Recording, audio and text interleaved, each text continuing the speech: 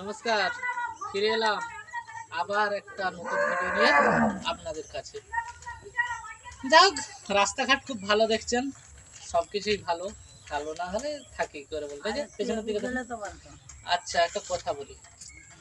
আমরা আমরা কি বলি বলুন তো, যে যে যার মতো সে তার চলি, তাই না? আসলে কিছু ঘটনা আমাদেরকে ভাবিয়ে তোলে, যা ভাবিয়ে তুলছে এবং তুলবেও।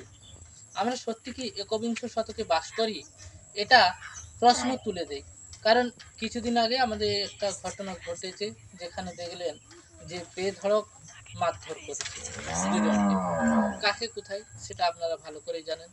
আসলে কেউ বলছেন এটা আমাদের নিয়মে হয়, কেউ বা বলছেন এটা বাড়াবাড়ি হয়ে গেছে। কিন্তু সত্যি এই সভ্য সমাজে এটা কি করা উচিত?